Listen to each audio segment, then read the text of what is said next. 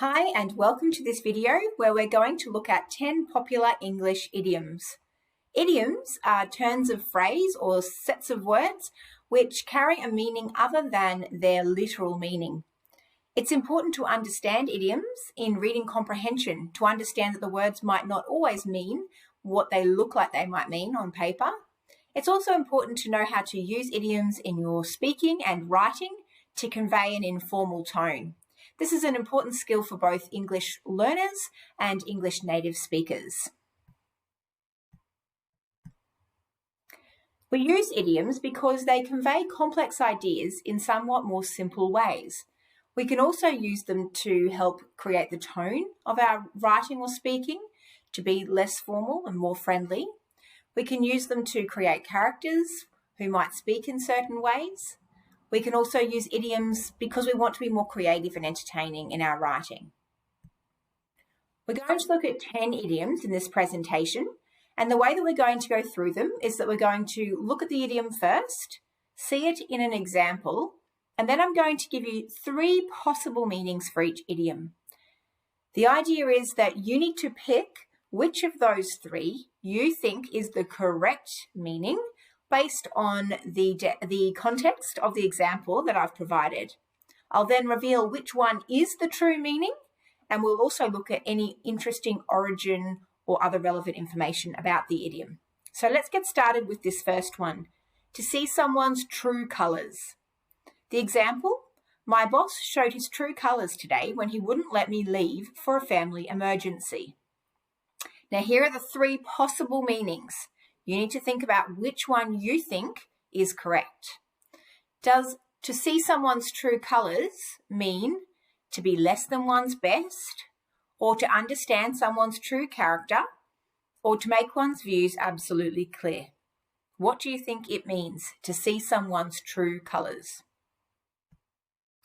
Well, it means to understand someone's true character. For this idiom, it is helpful to understand the background. The origin comes from around the 1600s and it relates to pirates on the sea. If you can picture a pirate ship, you might imagine a black and white pirate flag flying up on the ship. But of course, if a pirate ship flew under those colours, other ships would see them coming and would give them a wide berth. So what they would do is pretend to be from a friendly nation. They would fly other colours on their flagpole, which would give other ships a sense of safety and security, and they would allow the pirate ships to come close enough where the pirates could then board. Just before they came up to the other ships, the pirates would fly their pirate colours and reveal themselves as being pirates. So they showed their true colours when it was too late for the other ships, and that's where the idiom comes from. So in the same way, showing your true colours is when somebody shows their true character when they may have pretended to be something else, have pretended to be a different way. Okay, idiom number 2, to brave the elements. In the example, I don't like this weather prediction, but I guess we will have to brave the elements if we want to finish our first marathon. So what do you think it might mean, to brave the elements? Is it to defy very bad weather, to conduct a science experiment, or to accept another person's wrath?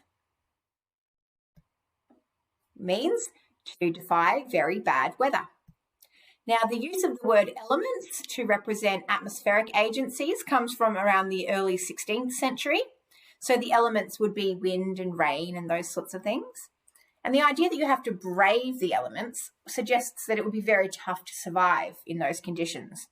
In reality, in these days, we tend to use the idiom to represent put up with the elements rather than having to be brave. We sort of exaggerate, use it as a bit of hyperbole when we say we have to brave the elements, most of the time when you hear this idiom used.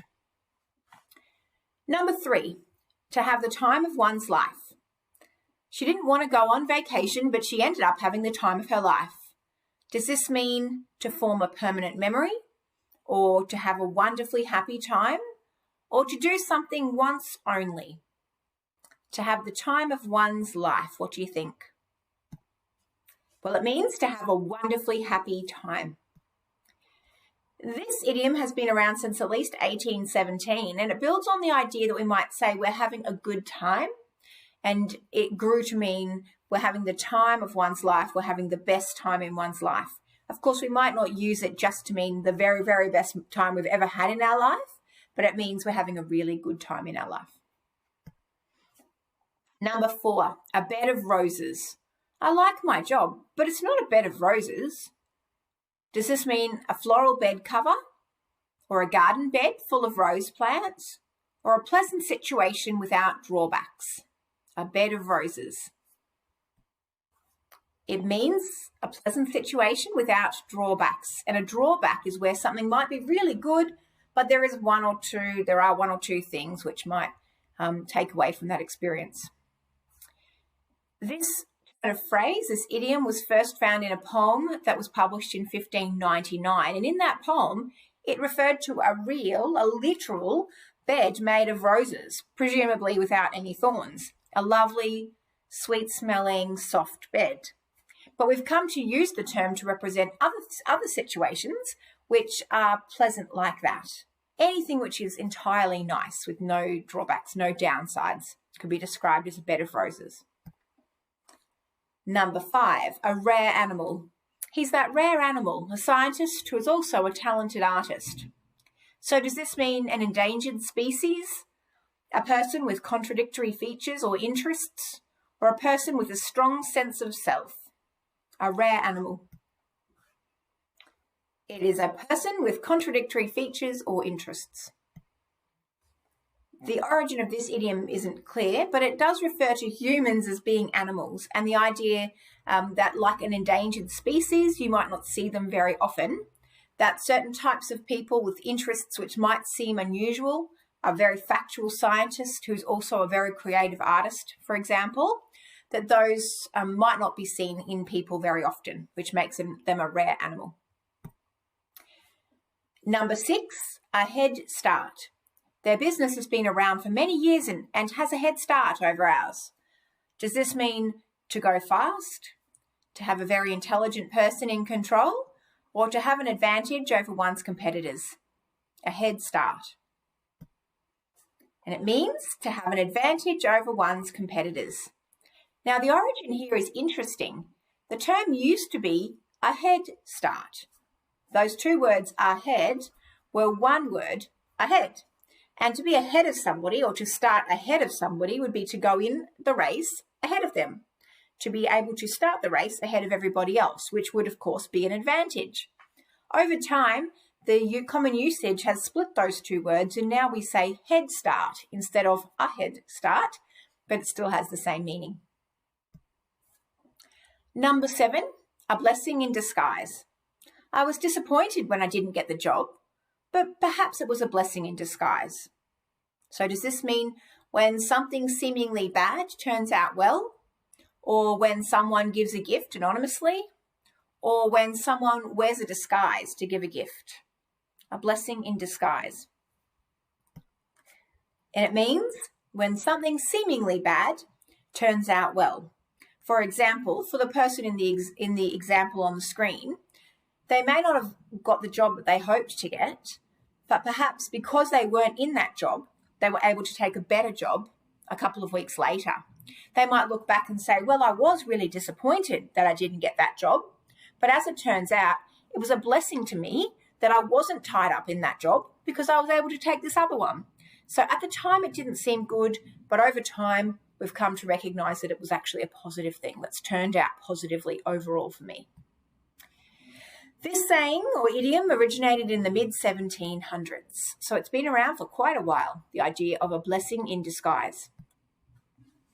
Number 8, your guess is as good as mine.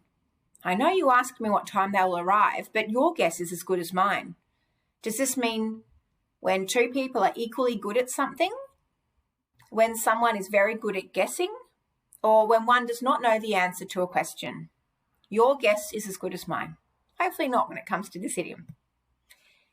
Your guess is as good as mine means when one does not know the answer to a question. The origin of this is not clear, but the idea behind it is that I would just be guessing if I gave you my answer.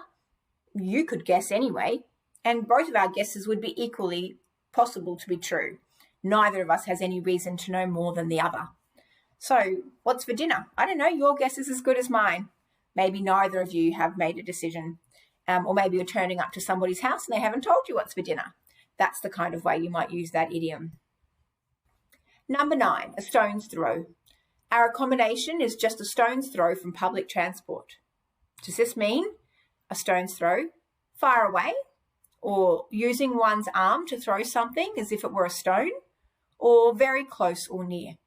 A stone's throw. It means very close or near. This saying was in use by the end of the 16th century. Sometimes instead of the word throw, it was the word cast, a stone's cast, which just also means to throw. And it literally means as far as a stone can be thrown. So if I was to pick up a stone and throw it, depending on its size, it might not go very far at all. And the idea is that anything that you could see within that radius of how far you would throw a stone would be within a stone's throw of you. These days, we just say, oh, it's not very far away, it's just a stone's throw, that sort of thing. Number 10, final one, couch potato. My teenager has turned into a couch potato. Does couch potato mean a person who loves potato-based foods, a person who spends a lot of time on the couch, or a person who looks puffy? A couch potato. And it means a person who spends a lot of time on the couch. This is the most recent idiom in this presentation today. It's probably from around the 1970s. And the reason that it has recently developed is because these days people tend to be on their couches and watching television. And the idea of a couch potato, although it refers to the couch, it does imply that the person on the couch or the sofa is watching television as well. And so that is why it's probably a fairly recent development. Now, here are the 10 idioms on the left of the screen that we have gone through in this presentation.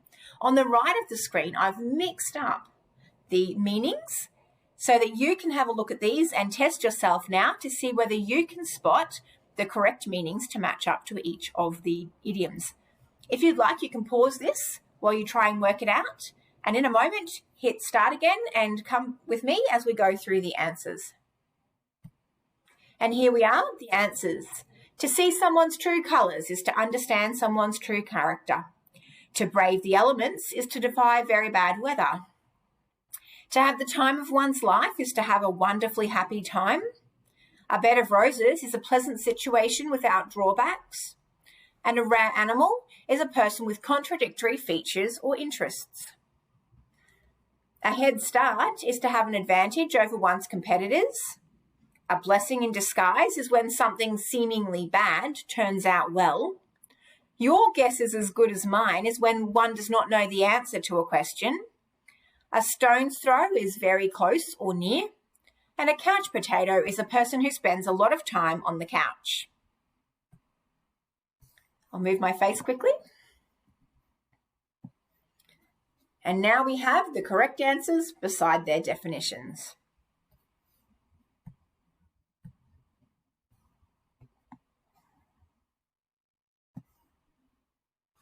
How did you go? I hope that was helpful. There's whole dictionaries full of idioms, so I will hope to do some more videos on these soon. If this was helpful, please like the video and let me know in the comments. Don't forget to subscribe to the channel and hit the notifications bell so that you are notified when future videos come up as well. I wish you all the best as you head out now to try some of these idioms in your own everyday life. Thanks for your time. Bye.